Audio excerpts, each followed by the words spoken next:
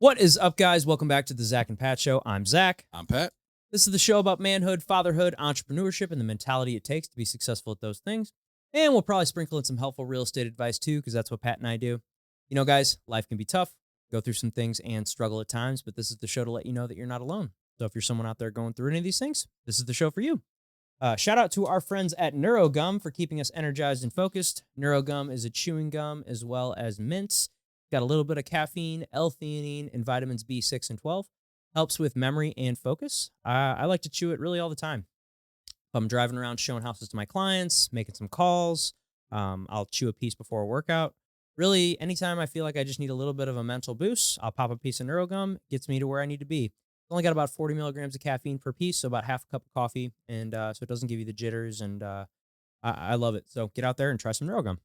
Also, shout out to our people over at Captain Beard Co. If you guys are looking for awesome products for men's grooming, not just beards, but I mean, they do make amazing beard butters, balms, and oils.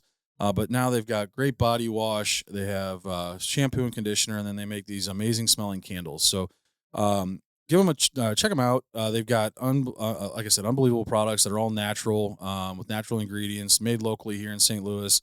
And if you use the promo code Zach and Pat, you'll get 10% off your purchase. So check them out. All right, guys, and this is an episode I've been really looking forward to because we've got a ton of questions for him. We have a licensed state appraiser. He's also a licensed real estate agent, the great and powerful Bill Schrimpf. Thanks. How are you? Welcome, yeah, sir. Greatly appreciated. You're in the hot seat today. Yep. Yeah. Hopefully, you have some good questions. We had so obviously within our network here with me being a real estate agent, Pat being a lender, we know a ton of real estate agents. So we reached out to a bunch of people and we're like, all right, hey guys, we're having an appraiser on our podcast. Hit us with all the questions that you've always wanted to ask an appraiser. So we got a laundry list here for you. Okay. Yeah, but Good. before we get started, tell us a little bit about yourself. I'm Bill Schrimpf. I grew up in Afton. Went to CBC High School. Went to college at Benedictine. Okay. Graduated college in '87. Started selling frozen foods right out of college for a company, and then got into the real estate business in '91. Oh, wow. I got my real estate salesperson's license first, and then I got my appraisal license. So how long after you got your salesperson license did you get your appraisal license? It took me about 2 years to get my license. Okay. Yeah. And what's that process like? Because I mean, when I know we have our approved list of appraisers and things like that, but I feel like the majority of appraisers are older. Like, yeah. And I mean, that's kind of concerning. It's like, what are we going to do when it comes to that generation of appraisers retiring? I know when I was taking classes, I guess I was like 24, 25 years old or so. And I'd look around the room and it's all these old guys. Well, now there's no more classes, but the few I do attend, I'm that old guy. But when you go to those classes, do you see a group of younger people there? No. Okay. No, there's not many coming into the business. And it's a good business. And I printed this off earlier because I had no idea what the requirements are. But it's 204 hours of continuing education, which includes a variety of classes for appraisal practices, basic appraisal classes, USPAP, which is a Uniform Standard Appraisal classes, supervisor trainee, residential market analysis.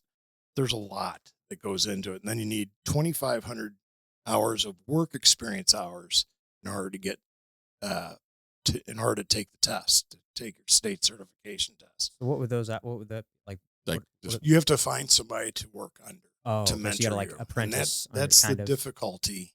When I got in this, there was pretty big shops. There'd be, you'd have an owner of the company, and then they'd have 3, 4, 5, sometimes 10 appraisers, and then you'd have support staff. And then that all, I guess about late 90s, everybody's just kind of gone on their own. And the shops have kind of went away. It's all like a one-man show in most cases. Yeah, what I've seen lately is basically appraisers, and then they're bringing their kids into it. So we've got a couple appraisers on our list, and we'll get the appraisal come across, and it's got their sons, daughters' names on it and stuff like that. So I guess that's one way of doing it. Correct. So. Your kids didn't want to do it? No, no, my son did, and he was worried about how much I could pay him. Oh, really? And it's like, you're kind of a liability for the first couple of years. Yeah. Sure. Yeah. So anyway, we wouldn't have let him starve. Yeah. Right. But anyway, the ship has sailed. Yeah.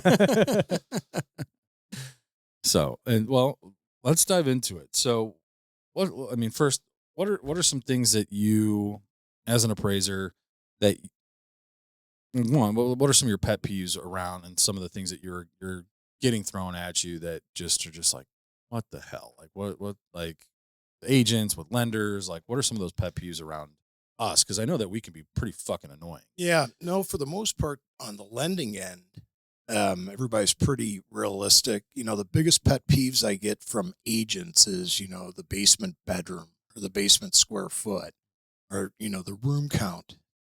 It kind of gets lost. And then it is considered, it's just anything in the basement's handled separately in the report. Yeah. So, well, and that's the thing. I just don't. You've seen an appraisal, right? You like? Oh yeah, of course. Well, and that's the thing is it's all broken down into different. You got above grade, below grade. Obviously, when you're below grade, isn't it's not given nearly as much value as above grade. Correct. Right. And then another thing is square foot. The square foot is usually everything above grade at the front door. Okay. So first and second floor, just first floor, and then the gross living area can include in the basement square foot. How does that work with a split level? Split level still everything above grade. So The basement doesn't. that front door is at grade usually. Okay. Everything else falls below grade. Gotcha. And it doesn't matter if there's an egress window or walkout. It's everything above grade. Okay. Well, and then I think you and I've had this conversation before, but and I think this is one of those things that kind of help that might be heading that way with technology and everything like that, with what Fannie and Freddie are doing in terms of their what's called an SSR report. Wherever appraisal we get back we have to send through them. They have every appraisal ever done on every home since 2008, collecting a lot of data. And so that's how you get property inspection waivers. So for those that aren't familiar, if you're buying a house, you're putting 20% down, and we run it through with the address in there, Fannie Mae and Freddie Mac can come back and say, you know what, you're buying this at a value that we feel is right. You don't need an appraisal.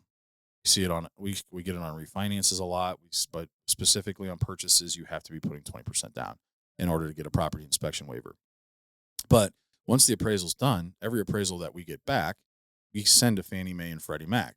Whether it's conventional FHA, they get every single appraisal that's done.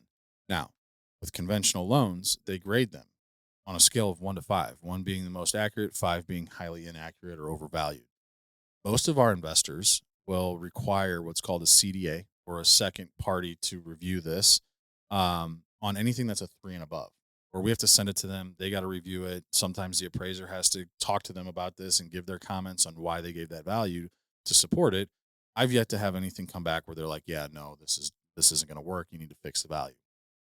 Now, but that does add a complication. It does make that process a little bit longer, because it can take 3 to 4 days to get CDA back. But it does, and it can also be like kind of stressful. You're like, shit, I haven't had anything happen, but there's always that one time where they could come back and say, yeah, this isn't going to work, and they need to redo it. Now, luckily lately in the last few years, everything's been appraising pretty much at value or above. A lot of the appraisals I've been getting back have been above. So even if they do come back at a 3 or higher, and we have to do a CDA, and we can drop that price even to just what the list price is, that's probably going to put it in a position where Fannie Mae and Freddie Mac feel that it's safe. But that's the thing is everybody, and this is going to kind of lead into the next question, but everybody's always wants to see conventional. But guess what? On FHA, I don't have to do that. We don't worry about those scores. So I can get an FHA back and it can be a 5, but because it's an FHA appraisal, they're going to accept it. So it's actually easier, in my opinion, for FHA appraisals to be done than conventional appraisals. What is it being on both sides? So how is the appraisal process different on an FHA loan versus a conventional loan? It's the inspection process. FHA requires some additional things for me to look at, generally health and safety type issues, chipping, peeling paint, shattered windows. They want me to take a peek in the attic, know what I'd be able to tell you. Um, roof has to have at least 2 years, remaining economic life. Check some water sources. Check some of the lights and stuff like that. So there's a little bit more. I'm not a building inspector. I know when things can look a little off, and that's when you call for what's called predications. On conventional, in most cases, most lenders, going into the house that all the utilities are on, and there's really no further looking than that. It's walking through, taking notes, taking pictures. Every once in a while, you might have a structural issue or something that's beyond, where something's wrong. You're going to have to call it out. But in most cases, conventional is pretty smooth sailing. Yeah, conventional, it's definitely a lot easier. You're not having to look at as much, but at the same time, when it does come down to it, like it's not having to go through that grading process, and actually, in my mind, makes it easier for FHA. Plus, nowadays everything's so updated. All these places are updated and things like that. Like if you're trying to sell your house for top dollar and you're having in a bidding war, odds are that you're not really going to have to worry about any of those chipping or peeling paints or predications like that. Yeah. Now, do you know much about the VA side of things? I don't do VA work. Oh, you don't do VA? No. Okay. Do you know how that? It's very similar along the lines of FHA. Okay. And I've had the chance to get on their panel. Just haven't done it. Now, how does that work? Is there a reason you don't do VA, or do you have to? Is it a separate certification? Well, I would have nope, same certification. What I'd have to have done is have 2 appraisers write letters of recommendations for me. Then, if an area is opened up, because they kind of put you in territories, an area would be opened up that would interest me, and I would do it. I think they got availability in Illinois, which I do cover Illinois, 3 counties in Illinois, but I don't want to be there. There's hardly any appraisers in Southern Illinois. I don't want to. VA would probably over. Yeah, that's now Scott Air Force Base. Yeah. Now, obviously, fighting a VA appraisal is very tough. Fighting an appraisal in general is tough. But correct. VA especially. Any tips or tricks on? I would try and, no matter what, I would, if I'm an agent and the appraiser calls me for the appointment, I want to hear that agent's voice, if at all possible. I want to find out, even if I'm not overly familiar, or even if I'm very familiar with the area, I want to ask that agent, hey, when you put this pricing together for your list price, show me what you looked at. Was it comparables? Did you use a price per square foot, or was it an irregular type property where you had to go out of the area?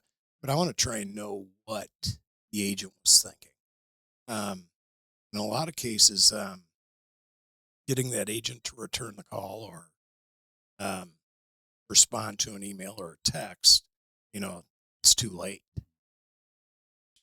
So I would advice for a listing agent. What would you tell him? When the appraiser contacts you, if he or she goes through Showing Solutions, the MLS, I would call that appraiser and offer the advice or the information you considered when pricing the property. Right. Be proactive. A lot of it, and there's some agents that have been told that they're not allowed to talk to the appraiser. That's not true. Right, and they say the same thing for lenders. No, we can talk to them. We just can't say anything that was going to influence your decision on how you're going, like, or how and I tell you, like, oh, I need you to appraise this. I can't go into specifics of an appraisal, but we can talk generalities. Yeah. No, because I mean, you and I have had multiple conversations about different things over the years, and you've been an invaluable resource for me. It's been great, and I appreciate everything all the questions that you've answered for me. And as well, I know Melissa takes advantage of that as well. Sometimes I don't know, maybe a little too much. I don't know. That's fine. But yeah, I mean, and also, I mean, I'm sure this has helped you on the real estate side of things as well. Like when it comes to helping clients, whether it comes to listing a house or buying a house, like, hey, yeah, this isn't a good idea to offer more than this, or maybe I think we should list it at this because I know what this could potentially appraise at. So, right. It gives me a better perspective. It really does. And I kind of get an idea of what buyers see or what they're looking for or what their interests are. I think it does help me on the appraisal end of it also. Well, that's the thing is just like I would think that like for agents and things like that, even for lenders, it would be smart to include as part of their licensing, like, hey, you have to take so many hours worth of appraisal knowledge Sure. so you understand what the hell is going on and how, like, one, like, yeah, how to price homes, how to, with buyers and what to look for and all that. Because like I said, it's a big topic, and this is one of the biggest fights that I get when it comes with agents is like, why didn't this appraise, or what's this? And then me having to go through and like, oh, this guy doesn't know what he's talking about. And I'm like, well, I'm looking at this. I was like, one, now I have this SSR score, plus having looked at appraisals for years, I have the ability to kind of look at it and like, unless you have other listings that were off market that you use to comp this, we're looking at the MLS. Right. And you touched on that on the questionnaire. What's some advice that you could give to agents when it comes to putting a house in the MLS? The MLS is my primary source. Tax records has come a long way and has gotten a lot better, but it's really important that agents take the time and fill out the MLS. And I think with room count, room sizes, room dimensions, floor coverings, directions to a property, I've had a number of times where my GPS goes out and it's like, oh boy. And then I look at the listing sheet and it says GPS friendly. Well, not too friendly at this time because I don't carry map books anymore with me. Wow. But no, fill it out. And, there's some oddball properties sometimes with like where there could be a discrepancy on square foot. Document the source and where you got that square foot. And you may also make a comment in the remarks section, but just fill out the MLS. That's my primary, most important source. And pictures help also.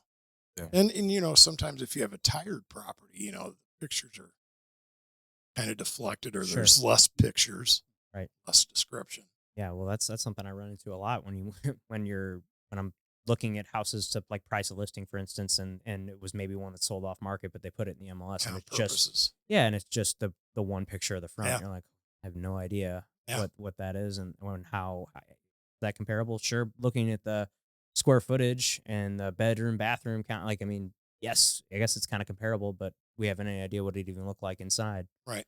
I know we got a couple questions as far as how does like finish level affect like the price of a like a luxury, like Updated like updated appliances, Oh. luxury finishes, like Oh. how much is that? To put a dollar amount, it's very difficult. Sure, But yeah. it's going to drive the price of the property. Today's people are the younger generation. Most of them want a property that's complete. They don't want to be doing much. Yeah. And but they'll pay a premium too.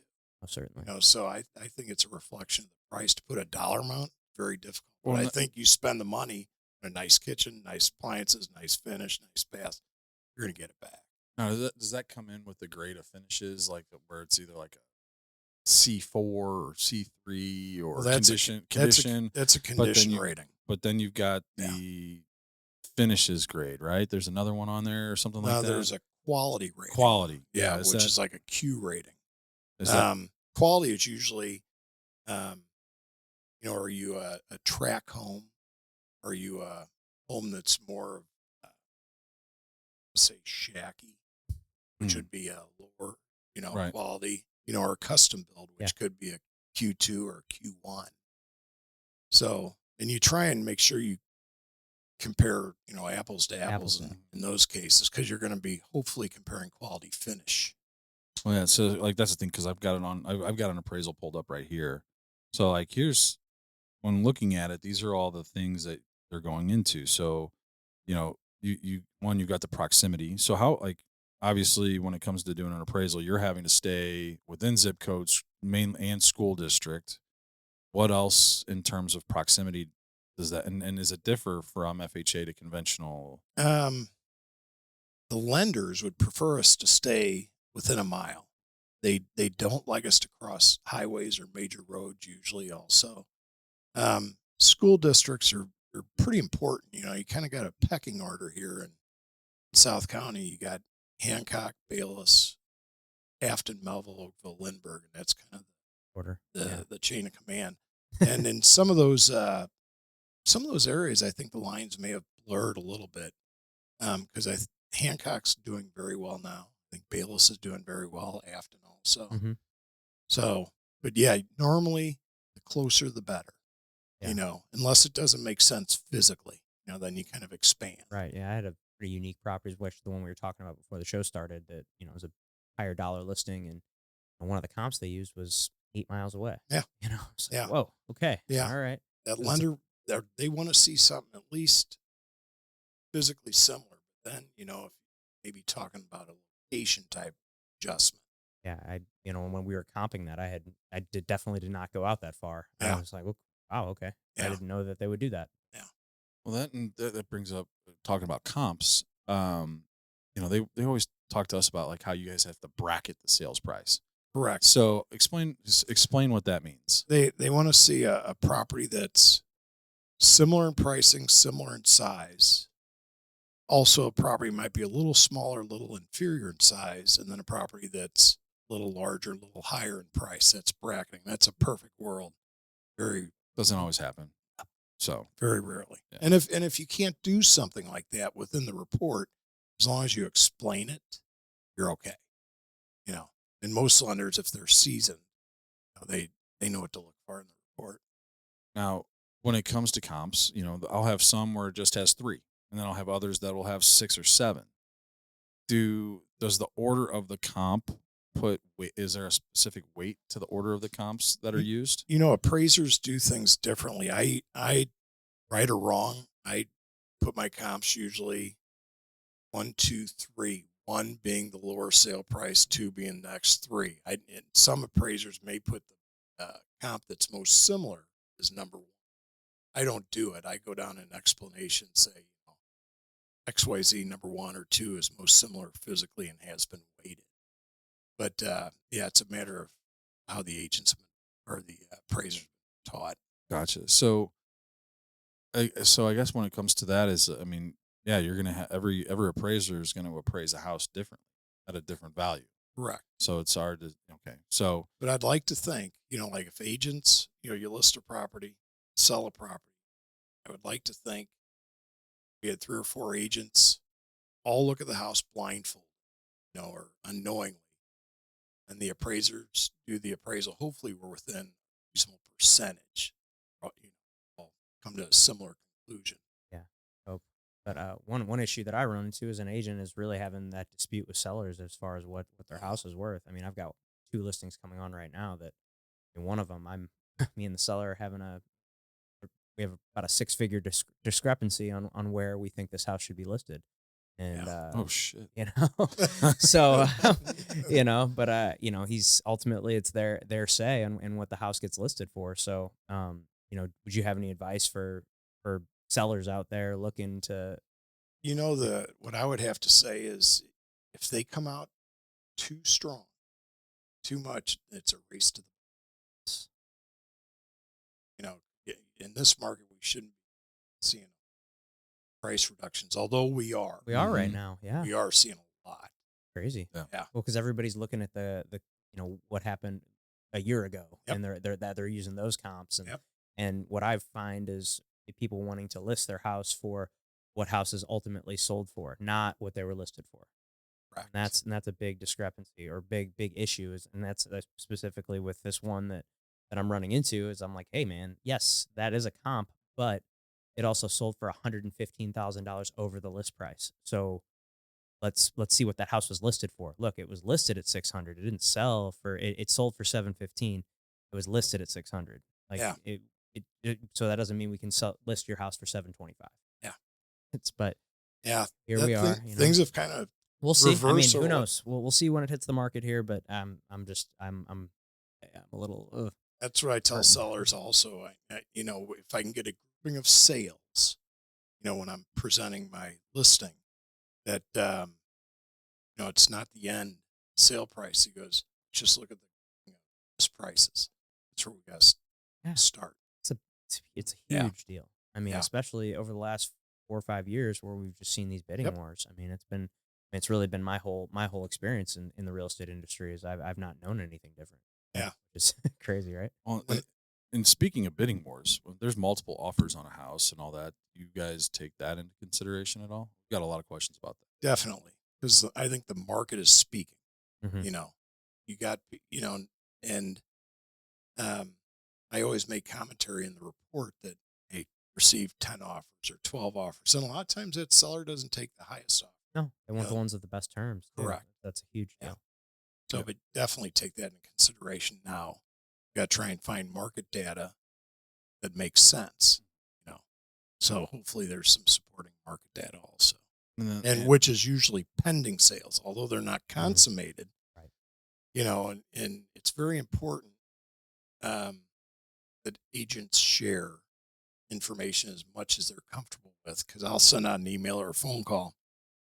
Are we at list, over list, under list, past the inspection period? Let me know, because I'm using this as a supporting comparable. It's very important. Help me out. Yeah. Yeah, it's just kind of. I mean, you have this whole system of that's sharing information. Why not be open to communicate that, even if it's not closed yet? Like, why not share? Like, what's it gonna hurt? See, I would, as an agent, I would be leery of putting it in print on email form. But if they would call me or I call them and they say, hey, we're under contract. It was listed for 280. We had 10 offers. We're under contract for 315. Closing XYZ. And I document it in the report. Yeah. So Now, what about? I mean, we saw it a lot with 2021. We've been continuing to appreciate and value these homes. Do you take into time value over, like, say, hey, the most recent comp you could find or one of the most comparable comps? Because you can go back 12 months is kind of questionable, but usually 6. Yeah. Like, is there any sort of, I mean, obviously 6 months isn't a huge change, but there is enough of a change within 6 months, especially if you're going from winter into spring and summer.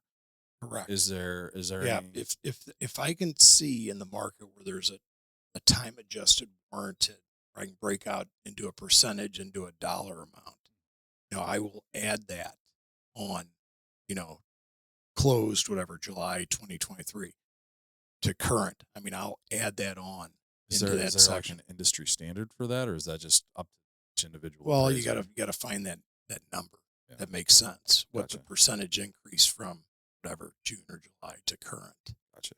So So say, for example, we get an appraisal that comes in slightly low, and there's a comp on there from 6, 7, 8, 9 months ago, and there's no time value. What would you recommend in terms Well, of how to come up with? yeah. Well, you'd have to, find sales from that period back to see if there's a number, and then most current information sales, and try and find that difference or that percentage to break that down to a dollar amount. Usually break it down to a dollar amount per month. So yeah, there was a time period where, years ago, never saw a time adjustment. Yeah, you're starting to see it more and more now. Yeah. So, but I mean, also, I mean, homes. And lenders didn't want to see a time adjustment. Shit, I'm fighting now. Yeah. They want to see it. Yeah, and then also, I mean, we also see a lot, and we ran into this on a new construction in Kansas City. Yeah. They were giving a credit, and the appraiser. So like I wanted to kill this appraiser. Drove me nuts. So brand new construction, house was already built. They had sold 2 others just like it. I think so. 2 yeah, that others sounds right. just like it. Over basis same house, and it was like 400 and 403, both appraised out, no issues. Our client was buying it at 395. They appraised it at 389, and they took, basically they're saying, yeah, they took and literally weeks apart on these closings, and they're saying, yep, sorry, it's a depreciating market. They're giving a credit to incentivize this buyer to buy this house, so they took off the credit as part of the value of the house, and they didn't even use the comps that just closed as comps. They used other comps, and I'm just like, what the fuck? That sounds like a tough argument there. Yeah. Yeah, new constructions, hard to disprove. The costs are the costs, as long as you're dealing with real costs. But yeah, I haven't seen many declining markets. upgrades. Yeah, I haven't recently here in Yeah. St. Louis. Right. Yeah, and Yeah. this was in Kansas City, and like I've I said, seen some stabilize here recently or flatten out a little bit. right, Yeah. and this was the last spec house to be sold, and like I said, there was one that sold at 400 and another at 403, and then they were under contract at 395, and there was a 7,000 something Yeah, I like think it was that, like a $7,000 $7,000 credit to Huh. like to buy. Yeah. Just because they're trying to get this last one. Obviously, it wasn't same. It didn't have quite the upgrades as the other two. I think there was just like a difference in elevation, like the Right. front of the house. Like that was it. Like this one was just your standard basic elevation. The other two were advanced elevations, Right. which would make sense for a $7,000 to $8,000 swing in purchase price, but not 10 to 15. I'm like, what? Yeah, it was. Yeah, it was a mess. Yeah, it was, We don't usually deal in Kansas City. Yeah. but- Well, I had an interesting scenario. A house in my subdivision. I was helping this young buyer out, and he had money, and he also had bank money. He was a good buyer, 20% down. And the listing came out at 224.9, and I told him this is going back about 2-3 years ago. And I put all the information together. I said I'd be comfortable going as high as 235 on this property. And I want to make sure I get this information also if we get accepted, because this kid could close in 2 weeks or 2 months, didn't matter, which was the overriding factor for the seller choosing our contract. Mm. So we get accepted at 235. There was like 10 offers on the property. I get a hold of the appraiser, who's an Oakville guy. Like I said, anyway, he's I an know. Oakville guy. And I give him all these comparables. I give him some pending sales. Our thought behind it. Listed for 224.9. He came in at 205. What? I'm out of my mind. And there was no sway. You know, I gave him all the data. Could have been easier. Yeah. Well, and especially, obviously, you're an agent and an appraiser. It's like, man, I do this too. Like, Yeah. like, There oh, it's was got to no be so sway. frustrating. No sway at Oh, all. Really? oh, 205. So he had to come up with an extra 20 grand, Yeah. oh. which, Wow. you know, Yeah. Brutal. That's frustrating.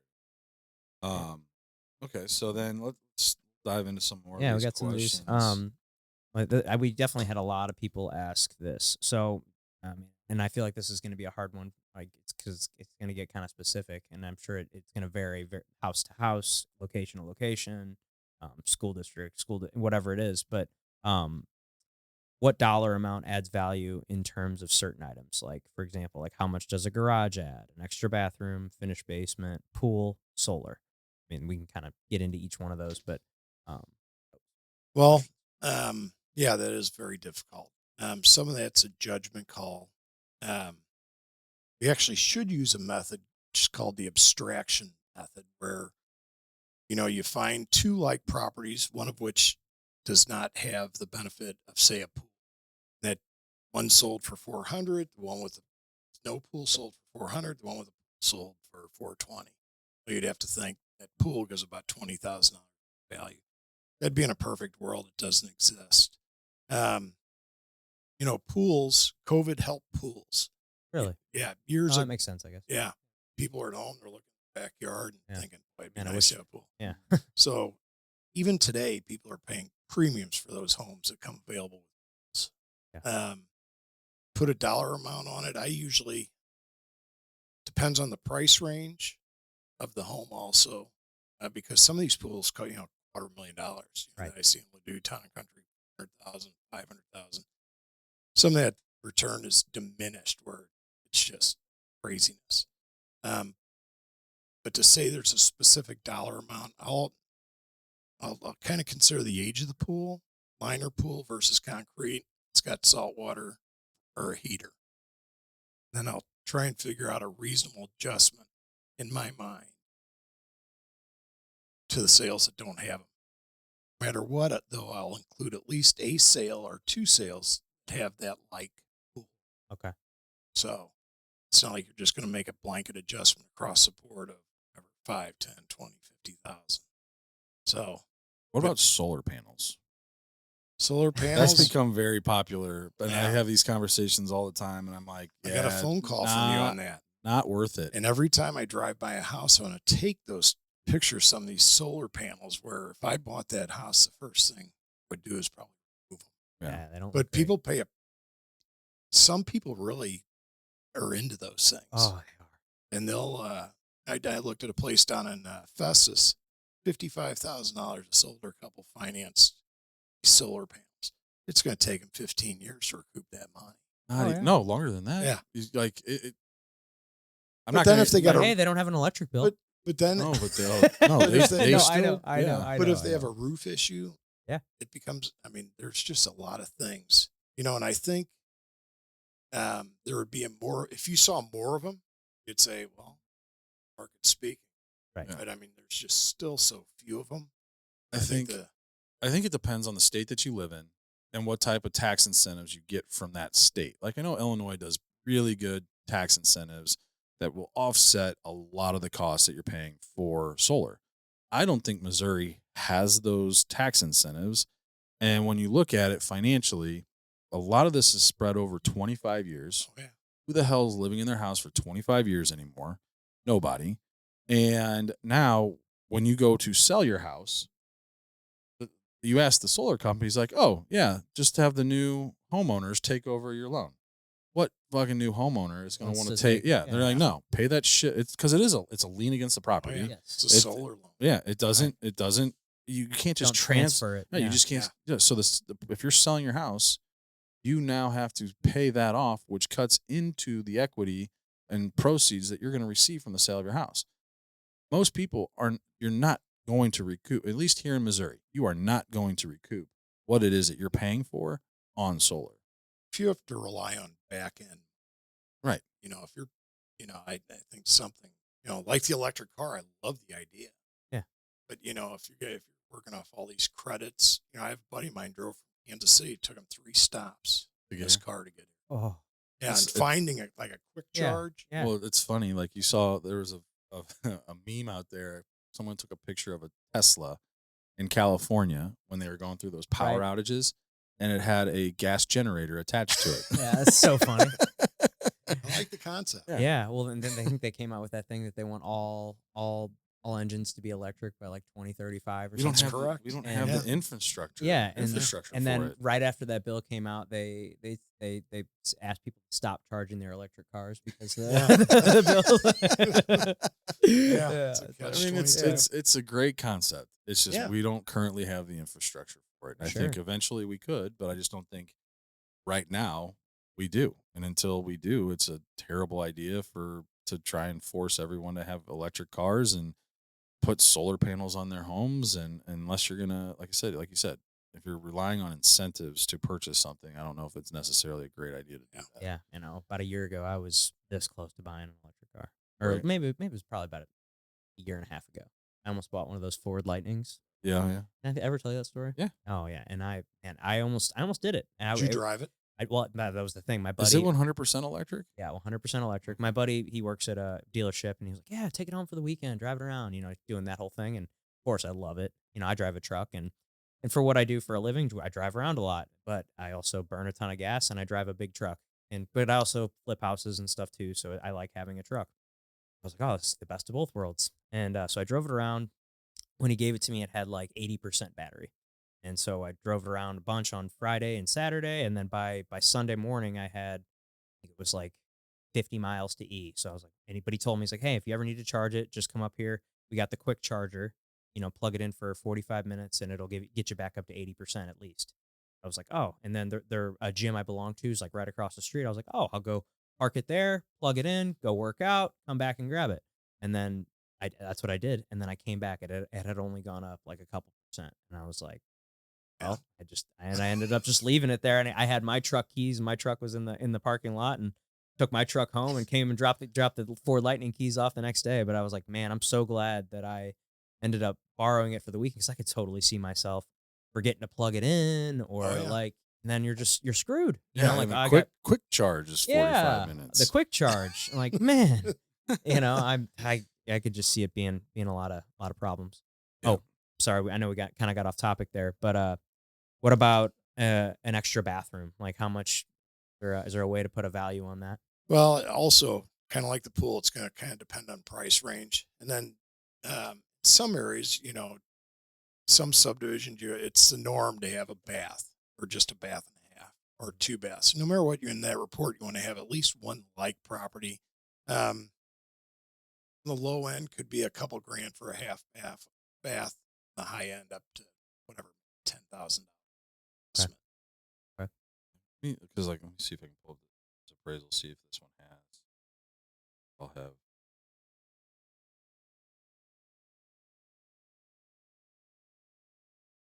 All baths, compass.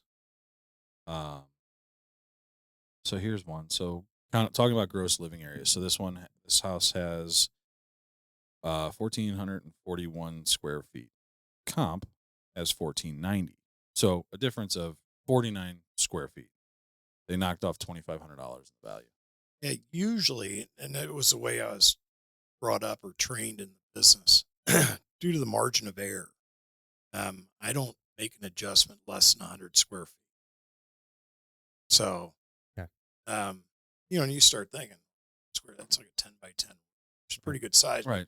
The margin of error, what the agent reports, what tax records has, I mean, it's pretty. Yeah. Well, then here's one. This is a $320,000 house. So the house that my client's buying does not have a finished basement. One of the comparables has for basement. So this is what I was always confused about. So RR is that rec room, and then BR is bathroom, and then BA is bedroom, right? Or bedroom is BR, bathroom is BA. Go. Gotcha. Correct. So this has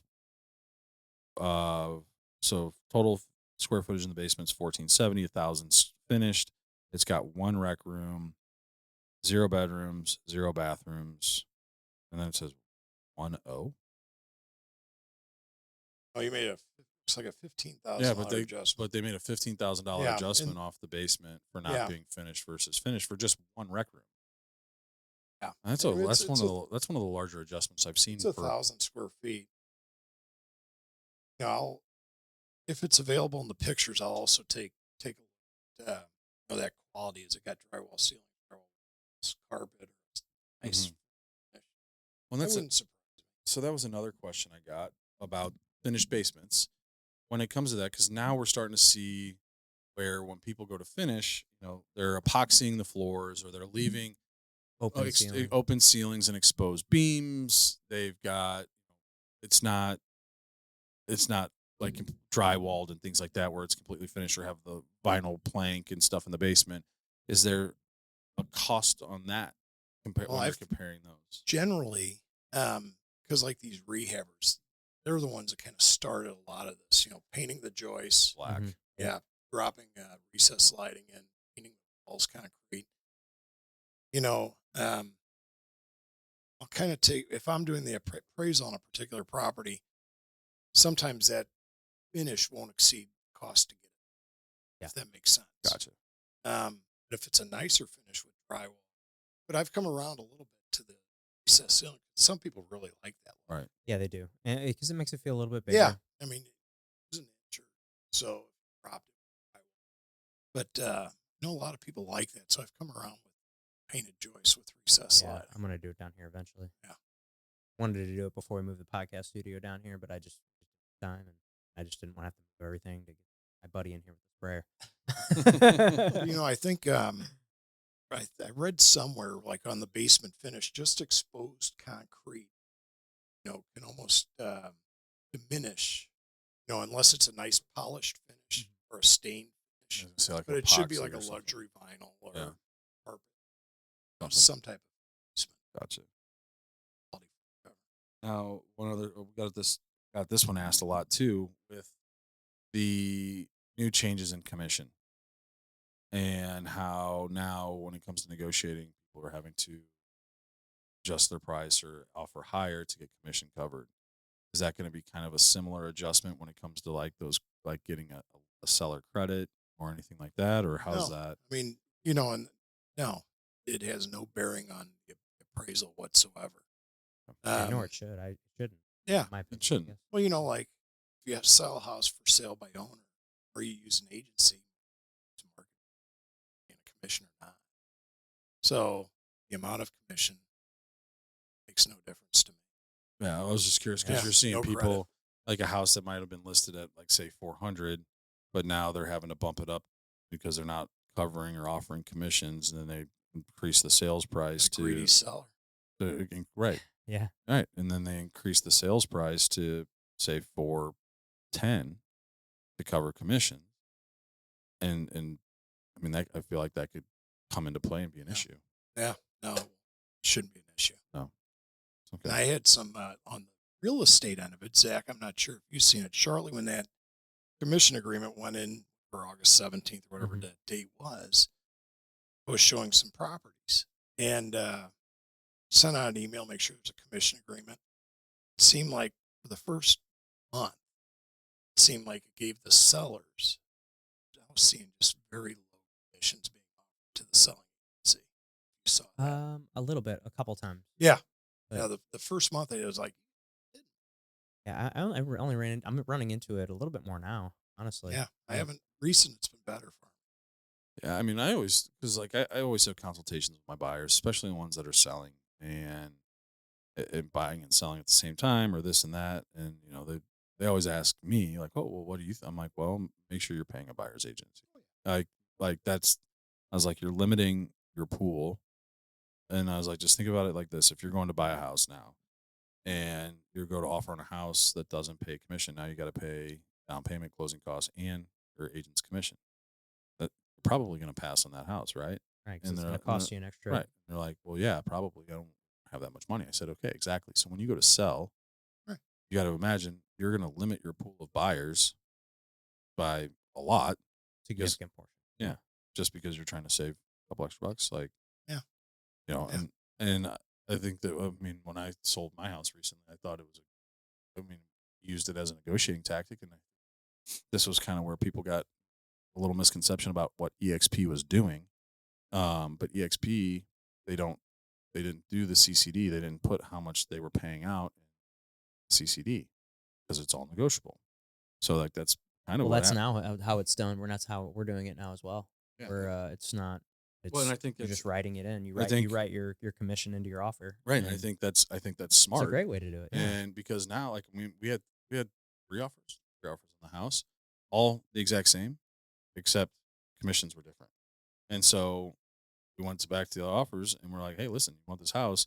We've got this one offer that we're considering that's commissions being paid out is way less than what you guys are offering. We had one guy that was like 1.5%. I'm like, get the fuck out of here. Yeah. I was like, we're no. You know, when I got in this, 7% Yeah. was generally the starting standard. point Yeah. for listing agreement. Yeah. And also, I could get a listing for 6 months to a year. Yeah. Hopefully 6 months.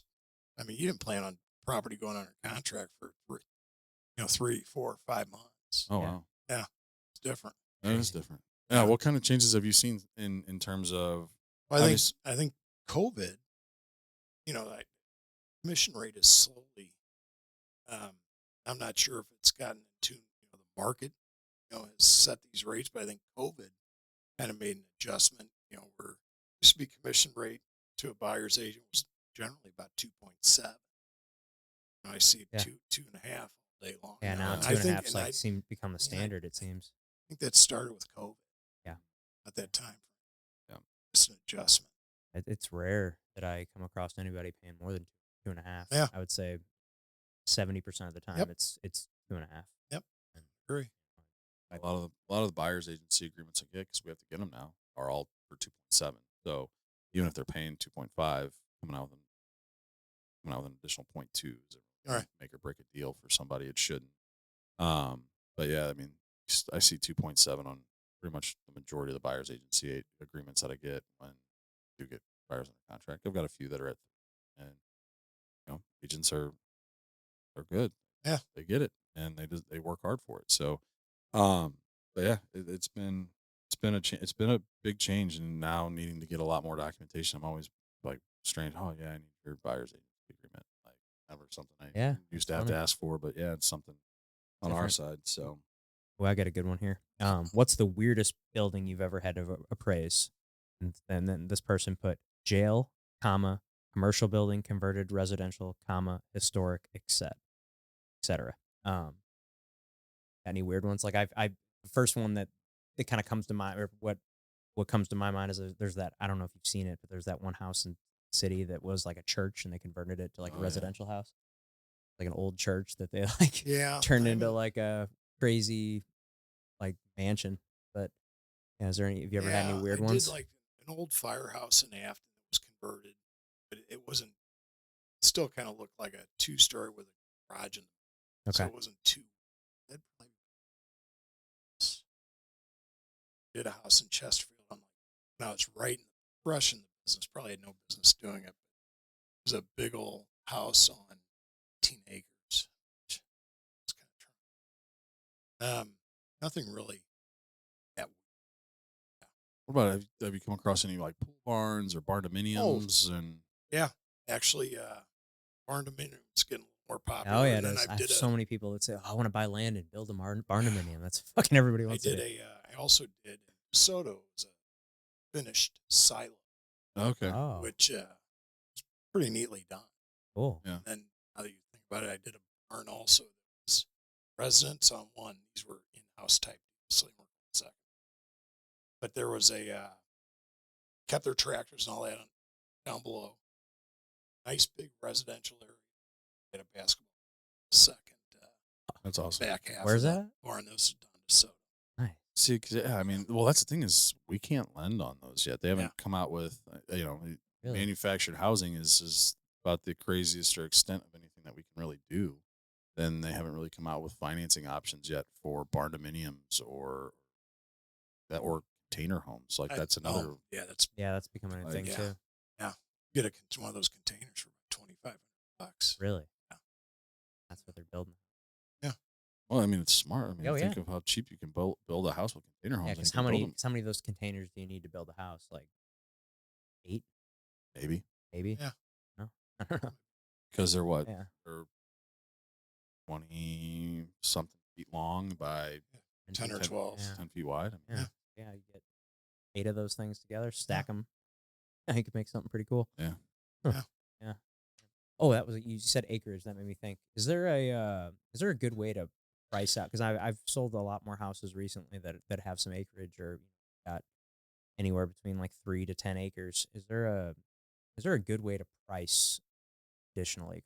Like other than I guess because sometimes it's hard. You can't find a comp that has the exact same amount of acreage. Right. And then sometimes you can go to, to find that number. A lot of times you don't get a dollar for dollar return on that additional acreage or less acreage. Yeah, and then I had another one that recently was like, yeah, he's on 3 acres, but the whole thing's a cliff. Right. And I'm like, that was our. So what's the difference between that 3 acres and when a beautiful flat, land, usable land. Yeah. So no, but the way to make some type of adjustment would be to find out just the price per, if you just got vacant ground. Found price per acre. And then this is something that I've always found interesting, and it's funny because you see it a lot, but like homes that are being sold with multiple like dwellings on it. Oh, so yeah, like there's one in Barnhart that was listed for like $425 and had 3 houses on it. They were all shitholes. And I'm like, I even told the agent, I'm like, yeah, this isn't gonna. And told the clients, I'm like, this is not going. Like, figure out what the value of the one house that's being sold is, and then maybe add 20. That's the largest that I've ever seen is a $20,000, and that was one of our deals. That was that had the guy built. Shoot, that how much do you think that garage cost him? Probably close to $100,000 to build that garage. Yeah, I mean it's this giant 4-car garage with like a beautiful. It was awesome. I mean it's on, and it was on like I think the house was on 2 acres. Yeah, or like 2.5, something like that. I mean he had this big ass. I mean the garage is bigger than the house. Yeah. Yeah. And it was beautiful. Yeah. And and I told Zach the same thing. I said, because I had a feeling like this guy's pricing in this full garage into the value of it. He built it. It was a manufactured house, and I think it was originally listed for what, $425, something like that. And I think our clients got it for like low 3s. Yeah. And I was like, I guarantee you, he has that. I think he has that garage built into the price of this. And I was like, honestly, the most I've ever seen given on an accessory dwelling is what they're called is 20,000, and that's exactly what they gave that garage was a $20,000 bump. I did one for you guys, Guild, 2 houses. That was mine. One was a dance studio. And actually the dance studio, the secondary building was probably a little nicer than the front building. Yeah. But again, got to find at least one like sale. And in that area, MLS has come out now with where you can put a mother-in-law quarters. It's a little easier search to find that second dwelling. Otherwise, years ago, you'd have to go back and every one. Mm. So. Yeah, and the great couple, I've just talked to them recently, added another building property. So now they've got 3. And I was like, good for you guys. Yeah. But no, yeah, it's always interesting because you see that and people add in those prices. Like I feel like that person when they're selling that house, then Barnhart with the 2 other dwellings on it was including the value of all of those into one. But when you break it out, like each individual house might have been worth $130,000. Yeah. They're trying to sell for like $420. I was like, fuck. Nope. Not happening, guys. So, when it comes to luxury homes, like high end, I mean, is that appraisal process like all the same? Very similar. Yeah, very similar. Okay. Yep. Make sure you're comparing like to like. Yeah, very similar. Now, we were talking about this before we got on. You work with a lot of hard money lenders when it comes to helping investors buy and flip properties. And also it kind of goes into the same track of renovation loans, looking at ARV. What are some of the main things when looking at flips or even just looking into a property for clients that are wanting to add value to their house? What are the things that are going to add the most value by fixing up or adding, like obviously adding a bedroom or a bathroom, not in the basement. It's not going to add value that you think, but being an addition. Nice kitchen and baths. Yeah. Kitchen and baths are where you're going to get the most bang for your buck. Paint is relatively, patch and paint, nice coat of paint. Big scheme of things, it's inexpensive. So bedroom or bathrooms and kitchens. Yeah. And we were having this conversation because we were talking with about one of Zach's investors and issues he's running into with ARVs. Like he's using hard money lenders, and they're giving him his ARV of what the thing's going to be worth when it's all finished, and it seems like these numbers are being inflated a little bit, and they have similar guidelines to like you. Do they? Yeah. On my end, I felt pressure. I mean, I submitted them, and I just started this about 5 months ago. I got a phone call one day, and the guy introduced himself. Yes, had any interest? I came referral from him. He had a bunch of extra work, so I started doing it at that time. But for these investors, everybody's an investor these days. It's their front end. Just a lot of investors are too much on their purchase. Yeah. Money's made on the buy. Yeah. Yeah, because there was a couple. I mean, he got pretty decent. He bought them for pretty decent prices, but then they're coming back and they're coming back and telling them that it's going to be worth. Actually, the same guy we were kind of talking about earlier, and saying it's going to be worth mid 700s. I don't see that, but and just in the comps that they're using, they're like, this house is technically a 2-bedroom. He says he's adding a bedroom, so it's going to be a 3-bedroom. But then I look at the appraisal. Where's he adding it? Basement or off the main level? Well, it's going to be on the second floor, but it's going to have tight. Yeah, and there's all kinds of restrictions. Second, mm-hmm. It has to be 7 high. Right. 7 foot of height by at least 5 foot wide. Yeah. Before it's cut, and it's got to be vented. Yeah. For HVAC. Yeah, and so just I don't know. It's gonna be a tough one, and I don't know. We're gonna see. Yeah, one's coming on the market soon. So yeah, that was my mind went to hard money lenders. They're trying to make as much money as they can in a short period of time. Maybe increase that ARV, thinking that they can sell it, but then that house sits for a little bit longer, so they're making a little bit. But I don't know. I'm not.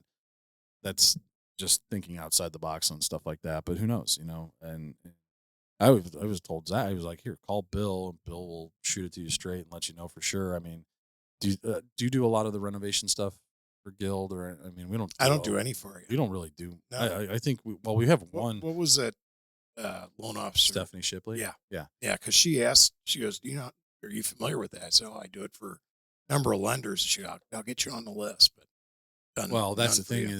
is so she's the only one. Well, I'm not sure if she's still doing it, but she was the only one in our region that was allowed to do renovation loans once COVID hit. So they narrowed it down. So I think I've sent her the most renovations that we've had. And I think like 3. And yeah, and she's like, yeah, I know it, so I can talk people out of doing them because they are a major pain in the ass. And I could call all 3 people that she did them for, and they would say, like, yeah, I would never do that again.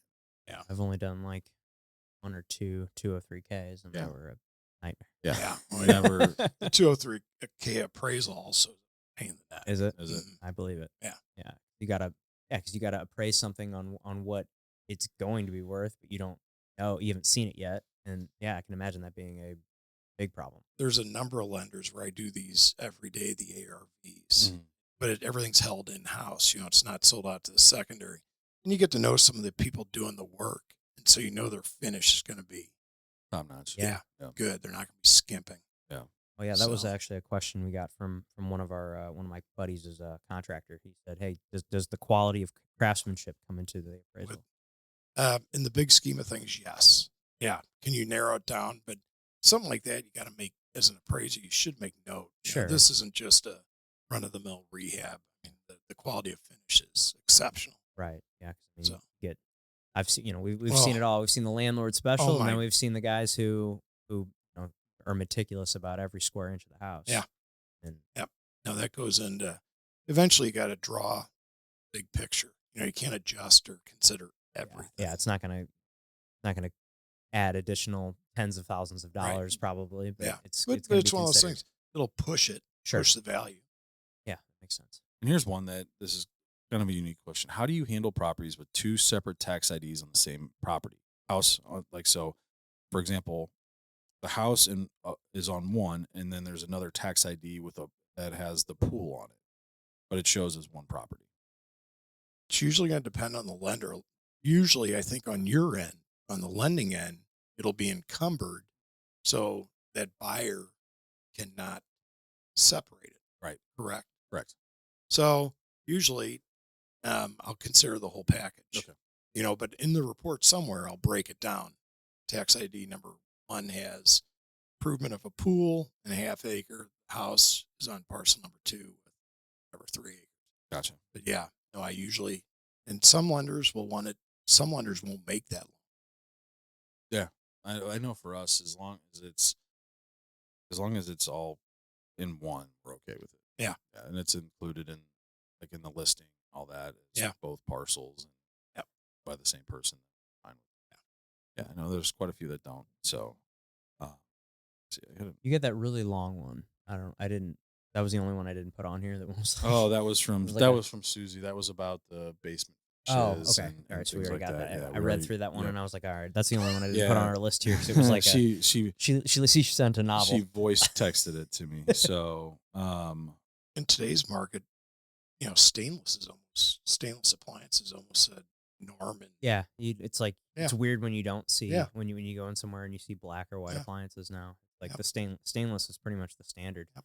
Like whereas before that was always seen as an upgrade. correct. I mean, So here's a good one. So can you explain the different types of approaches? So you've got sales comparison, cost approach, and income approach, Correct. and then which can you explain why or what they are and how they're different, and then why we use the sales comparison approach the most? Like with single, like the income approach would definitely be most beneficial for larger complex properties. Usually 6 families or So like investment properties, investment Yeah. properties, apartments, apartments. that's how you value big apartment complexes. I got some friends that do like the big syndication deals. What where they about buy- like properties that are being sold as like that are investment properties, is like single family homes that are like on Airbnb or stuff like that? See, the jury's a little out on that because I still consider just the real estate because there's a lot of personal property that's in that unit. Sure. generally the lender doesn't want to see personal No. property. So I've been doing, it's just been the real estate. Okay. That's all I've been considering. And I document it, use it as an Airbnb, brings in $6,000 a month. It's a $1,000 house. Yeah. So, but the cost approach,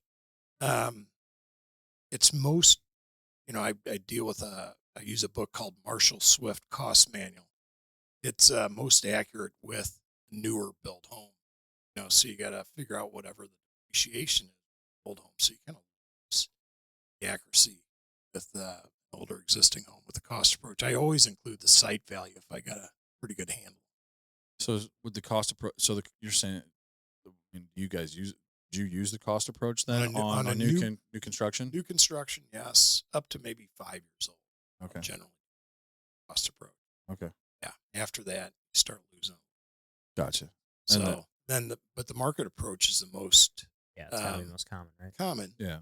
Because you've got the speed, where you got to actually physically close sales of similar properties to yours to make a measurement to the property that's being sold or doing the appraisal. Gotcha. So the market approach is the best. Awesome. And then what about like new roofs, HVAC, things like that? Do those things? I know if I was buying a house, do I put a number on it? I make mention in the report, but I know as a buyer, especially like a first-time home buyer or a conventional buyer with limited means, would it be worth paying a little more upfront for those new things? I think it probably would. They're big ticket items that, roof could be 10, 15,000, right. HVAC 10. So is there a dollar amount I put on it specifically? No, but I make mention. Sure. Gotcha. Now that you have, so like we've got all these comparables, we've got these different approaches, we've got the numbers. How do we get to that final number? I usually like picking out a sale or two sales, or if I got three sales that offer the highest degree of similarities. Usually after since it's not a perfect world, you'll have a range of values. Usually I like trying to find a grouping of sales that offers the highest degree of similarities and I also consider, pending sales. So if you got a range, your pending sale might push it to the upper end, or in some cases the lower end, or a competing listing might push it to the lower end. Gotcha. So there's not just like some sort of calculation. No, there's an average. Of, no average. No. You're like, all right, we're looking at this based on these numbers and what we're looking at. I'm going to say it's worth this. Yeah. So sometimes I'll have a grouping of sales after making some adjustments. I might have 250, 250, 249, and 230. Well, I got three sales at 50. Yeah. So 250. So it's 250. Gotcha. Yeah, I was always curious. Like, is there like a algorithm that just you plug in and it pulls these numbers that you guys have compared the house to and come up with that spits out an average of them, or what, or how that works? But yeah. Do you like when agents meet you at the house? Yeah. Yeah. Would you? Yeah. So is it a preference? Similar? No, but I just like making contact with the agent at some point. Sure. There's some agents that are still meeting, which now I got to give a narrower time range when I show up. But I like meeting the agents there. But Gotcha. would I think any less? No.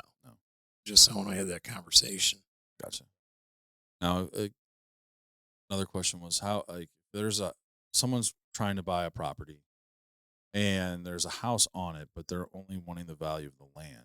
Is there a way that you like tear down and rebuild? Like they're trying to go in and like, hey, this house is, we're going to sell you this house. Kirkwood's huge at this. Right? Yeah. So like, hey, I do those all the time. We've got this house for sale that's, 300,000, but like what portion of that 300,000 is the house being considered? What portion of that is the land itself? See, like Kirkwood and Webster, sometimes you're at a point, they're very forgiving markets. You can buy an old home in Webster in some cases, in Kirkwood, and buy it, live in it, and just be fine. You can buy it, rehab it, sell it, somebody would buy it. You can buy it, put an addition on, somebody would buy it. You could buy it, tear it down, build a new home, somebody would buy it. So they're very a forgiving market I mean, they'll accept all three, but there's some times where that site value, you know, that little bungalow or that little ranch or 1.5 stories offering no value at all. Yeah. So Gotcha. that makes sense. Yeah. And then you heard a lot, not so much recently, but you've heard a lot about it in the past in terms of appraisers. And I was always curious how this could happen, but different valuations based on the race of the person buying or selling a house, that the house would appraise less on that. Have you heard anything? Yeah. There was like an article that came out a few years ago talking about how basically the appraiser would go in and see pictures on the wall and see that it was a family of color, and then they would reduce the value of the house because of that. And I know that quite a few appraisers got in it, but I was always thinking, like, that's just a shitty appraiser. Yeah, I was gonna say Like, that's one just a shitty that's guy. I was telling Zach prior to you getting here, you know, I take almost all appraisal requests. I don't check zip codes or areas or anything like that. I take them all. But we're taking you know, if you notice, or if there is a appraisal request that comes over that's in a, you know, a zip code that may be a little less desirable, it's a form of discrimination. So, I mean, I generally take everything. Yeah. Makes no difference. Now, have you heard about the changes that are coming out for reconsideration of value? Yeah, conventional and FHA. We literally just got the email last week about it. No. Oh, it's just I didn't know if it was anything that was going to change on you, but I haven't changed my phone number. It's going to be more for on our end process of doing it. But what's some advice? What are some advice, or what advice can you give to agents and lenders when it comes to submitting a reconsideration of value? What is it that would really help? Like, obviously, we need to look at the appraisal and see what comps you use, but what would you recommend to agents and loan officers on reconsideration of value? What to be successful? Yeah, you know, first of all, would be to have good, accurate data, because a lot of times, you know, if I may have a little discrepancy on value on a sale price of a property, the agent send me data, but it's like everything in 3 zip codes, and it's like, well, how'd you arrive at anything based on this? But no, the best thing would be to have good, accurate data, and be, you know, if there are significant differences of that data, like, hey, this one had a nice kitchen, mine didn't, or whatever the case may be, but, you know the product, you know. But I know there's some appraisers you might have a hard time with that reconsideration. Yeah, there's we all, everybody on at least at Guild, I know all the appraisers, and I know which ones I can reach out and talk to and be like, hey, you know, what's going on here? And then I know there's other ones I'm like, fuck. Screwed. That's Like, you might as well set that one in stone. It's not changing. Yeah, I see their name. I see their name come across, and I was just like, "Fuck." Yeah, I'm the same way with county, with St. Louis County occupancy guys. Oh god, they've gotten out of control. There's a couple. I mean, especially the county. The city's fine. City, you don't have to worry about as much. But man, there's a couple of the ones out in St. Louis County where I you know, I'll meet them at my listing or whatever, and I see him get out of the car, and I'm like, him. Why him? Have you run into any issues on that county inspection or occupancy inspection regarding drywall that's timestamped? All the time. Wait, if there's a small crack in the drywall, you gotta mud it. It's always in the garage too. Yeah, it's like, dude, it's a garage. Like, you have to mud and tape every seam in the garage. Like, come on, they've gotten that's a fire hazard. Yeah, like, come on, gotten a little overreaching. It's ridiculous. I mean, it's just every time. I mean, I've gotten pretty good at spotting what they're gonna call out, but still, you could have 3 different county inspectors in there, and they're gonna give you 3 different things. You get 3 completely different reports. How about what the seller goes through? They get a contract. The buyer gets their inspections. They get knocked around a little bit. In some cases, they have the appraisal. Then they got county. It's like, my gosh. I know. Yeah, it's a lot to go through. That's why those terms in those offers are so important. That's what you can really tell the experienced seller versus the not experienced seller, or the people that might be they're selling their first house, because that's been a lot of my clientele, where they're a young couple that maybe they bought this house fresh out of college, and now they have one kid, maybe the second one's on the way, and they're selling that little house in the city and moving out to the county, and and then when the offers come in on their house, and they're just always going to pick the one that's the highest Yep. number. And I'm like, hey guys, listen, yeah, I know this one's $5,000 higher, but this one is not. They're basically waiving their inspections. You don't have to do the occupancy. They waive the appraisal. Like, it's just like almost a Right. guaranteed thing for Yeah. 5. It was like, this one we have inspections. We got to do the municipal inspection. And there's an appraisal contingency. There's a lot that can go wrong here. This is way more sure. Yep. And that's where I find that dealing with more people who have, or yeah, it's not always the more experienced people, but I find that most often. But just people that can kind of see the bigger picture, and they just see the dollar sign, and they're like, oh no, I want that $5,000 Yep. more. Yep. Frustrating, but it is what it is. It's what we deal with. It's what we sign up for when we get into this industry, right, guys? Yeah. Mhm. So, That's all the questions that I've gone through on my phone and through the list here. Anything else you want to add before No. we? No, I really appreciate you having me on. No, this was fun, man. Thank you. I'm Thanks this for coming is- on. Yeah, I know that a I know. lot of people, will get a lot out of this, and I know that I've learned a lot over the years too. Not just sitting here. I mean, you've been a great resource for me, so I appreciate that. So thank No you. problem. Yeah, thanks, Bill. Well- Thank you for coming on. And One last thing before Oh, we end this thing. that's right. We always play this game called the Tombstone game. Here lies Bill. What's it say on your tombstone? He's honest to a fault. love it. Perfect. It's perfect. Awesome. All right, guys. Thank you so much for tuning into the show. Make sure you hit that like button. If you are not subscribed, click that subscribe button for us, and we will see you next time.